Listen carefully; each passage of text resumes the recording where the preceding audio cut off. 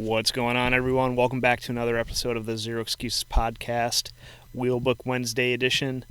This week, I am going to be talking to you guys in more depth about my habits and my routines and why I think they are vitally important to build discipline and ultimately lead a zero excuses life. I briefly covered this a couple episodes ago when I went over 3 of my top tools and how I build discipline into my life, and I wanted to break that down into more detail in this episode. This is actually a second take on this episode. I realized that I left off a key detail, and that's what I want to lead off with here today. But before I do that, I want to quickly remind you guys of a few resources that I have available. First is our closed Facebook group. You can join in the conversation with the other 320 people in our group. You can head on over to facebook.com/groups/zeroexcuses, and excuses is spelled without the E, XCUSES. Also, I've been pouring some time and effort into revitalizing my website.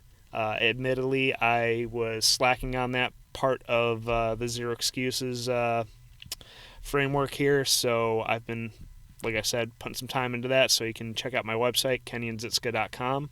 You can also send me an email with any questions or concerns about what I cover here or on any of the other podcasts that I've released up to date here.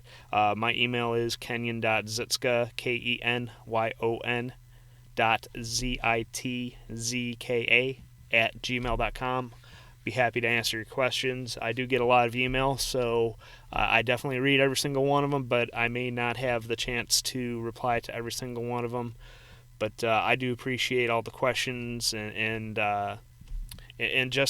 just the support that I've had up to this point. It's been very humbling, and I appreciate every single one of you tuning in to this and every other episode. It's grown exponentially, and like I said, I'm just humbled that you choose to spend your valuable time with me. So like I said, I wanted to break down the habits and routines that I use and have found useful in building discipline into my life. And what I wanted to lead off with here is the more you can systemize and habitualize your life, the less bullshit is going to creep into your life. The more you decide and take an active role in deciding what activities that you partake in on a daily basis, the more you plan it out, the more detail that you pour into that, the more productive you're going to be. And a lot of people think that discipline is somehow building rigidity and inflexibility into your life, but it couldn't be further from the truth. Some of you might be familiar with the fact that our brains have a conscious and subconscious side to it. The more that we can internalize the important things that we have to do on a daily basis into the subconscious of our minds, the less time and energy we have to pour into consciously thinking about, well, what is it that I'm going to have to do in the next hour here. The systems and habits that I use on a daily basis have internalized a lot of those things into my subconscious, so that frees up my conscious brain to focus it on the task at hand, being more present with my family, and being more productive. And it's less stressful too. So there's many benefits, and I probably could spend a good hour in this podcast going over this stuff because I think it's that important. But I'm going to be brief here, and I just want to go over now 3 or 4 of the top tools and habits that I have on a daily basis. And the first, it's actually 2 habits, but they're very similar, so I'm going to cover them kind of in one chunk here. And that's having a evening routine and a morning routine. The evening routine is important because for me, it's a hot wash-up, as we call it in the Navy, or after-action review in the Army or Air Force. But all it is, it's just a review of your day. You want to assess you want to take a step back and objectively assess how your day went. And don't bullshit yourself either. You want to have a no shit, this is what went well, this is what went bad, and that way you can enhance the things that went well, you can improve on the things that didn't go well, and then tomorrow when you wake up, you could really kick some ass. And even if you make a 1% improvement on a day-to-day basis, that's going to compound exponentially over time, and you're going to achieve so much more in your life if you take just a few minutes. It doesn't have to be some sort of 2-hour-long ritual that you do every night, but just take 5 minutes, sit down and ask yourself some very basic questions. There's tons of resources out there. I'll try and include some of that in the show notes here, but just ask yourself even just 2 basic questions. What went well, what didn't go well, and then what am I going to do moving forward to enhance those things and get rid of the bad stuff. And the other thing I like to do in the evening is I like to formulate a plan of the day for the next day.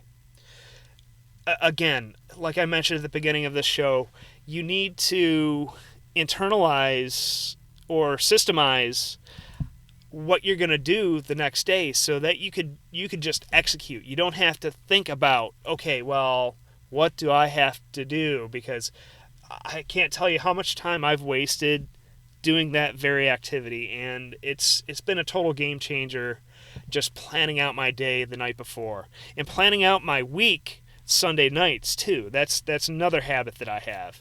And I also do a hot wash up of my week as well, where I kind of summarize and look back on the week, because I don't want to write it down one day and then forget it the next. I want to constantly review that and instill that stuff into my subconscious mind as well. So one last habit that I have is that every week I set out the middle of my day.